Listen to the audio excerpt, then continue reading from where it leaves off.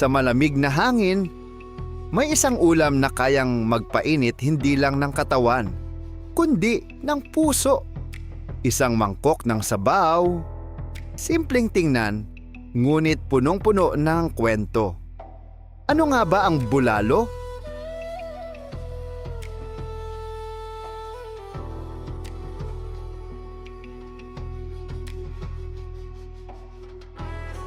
Ang bulalo ay isa sa pinakakilalang pagkaing Pilipino. Isang sabaw na gawa mula sa beef shank at buto na may marrow. Sa unang higop, mararamdaman ang lalim ng lasa, ang pinagsamang linamnam ng buto, taba at karne. Ang bone marrow, malambot, mantika at halos matunaw sa bibig, isang kayamanang nakatago sa loob ng buto. Kasama ng mais, repolyo at patatas. Ang simpleng sabaw na ito ay nagiging isang kumpletong karanasan.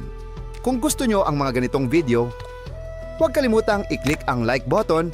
Sobrang laking tulong po niyan sa aming mga content creator. At kung bago ka pa lang dito sa channel ko, maaari lamang po na mag-subscribe at pindutin ang notification bell para lagi kang updated sa mga susunod nating uploads. Gusto ko rin marinig ang opinion nyo. Mag-comment lang kayo sa baba. Paki-share nyo na rin ito sa mga kaibigan nyo. Maraming salamat sa suporta nyo.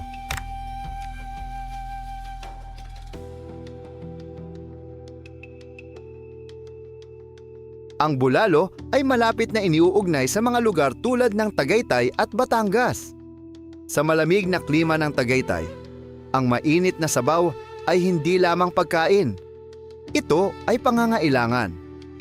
Sa Batangas naman, kung saan laganap ang pag-aalaga ng baka, naging natural ang paggamit ng sariwang karne at buto. Sa paglipas ng panahon, ang simpleng ulam ng mga probinsya ay naging bahagi ng karanasan ng mga biyahero. Hindi na lamang ito lutong bahay, ito ay naging destinasyon.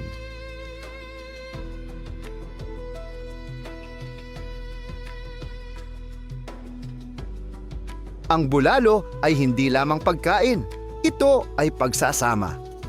Sa bawat mangkok, may kwento ng pamilya, ng sabay-sabay na pagkain, ng tawanan, ng simpleng kaligayahan. Ito ay comfort food, isang yakap sa gitna ng lamig.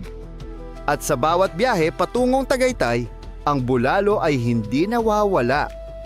Ito ay naging bahagi ng tradisyon, isang ritual ng bawat Pilipinong naglalakbay.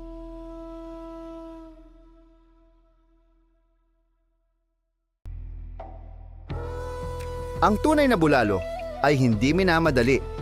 Ito ay proseso, isang sining ng paghihintay. Pagpapakulo, unang pinapakuluan ang karne upang alisin ang mga dumi. Dito nagsisimula ang pagiging malinaw ng sabaw. Slow cooking. Sa mahinang apoy, hinahayaan itong kumulo sa loob ng maraming oras. Unti-unting lumalabas ang lasa ng buto, ang taba, ang kaluluwa ng ulam. Flavor development. Habang tumatagal, lalong lumalalim ang lasa. Ang sabaw ay nagiging mas mayaman, mas buo. Paglalagay ng gulay, idinadagdag ang mais at patatas, sumisipsip ng linamnam. Sa huli, ang repolyo upang manatiling sariwa. Final seasoning. Asin o patis, simple ngunit sapat upang buuin ang lasa. Low and slow. Hindi minamadali, hindi pinipilit. Ang tunay na lasa ay lumalabas sa tamang panahon.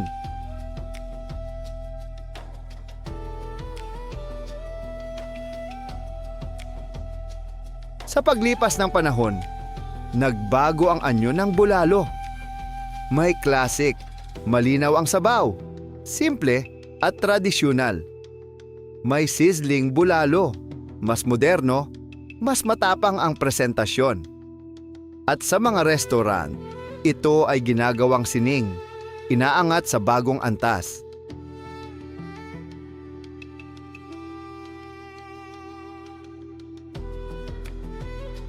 Ngayon, ang bulalo ay hindi lamang pagkain, ito ay karanasan. Sa Tagaytay, ito ay bahagi ng turismo. Sa social media, ito ay ibinabahagi. pinapakita, pinagmamalaki. Ngunit sa kabila ng modernisasyon, nananatili ang puso nito. Simple, totoo, at mainit.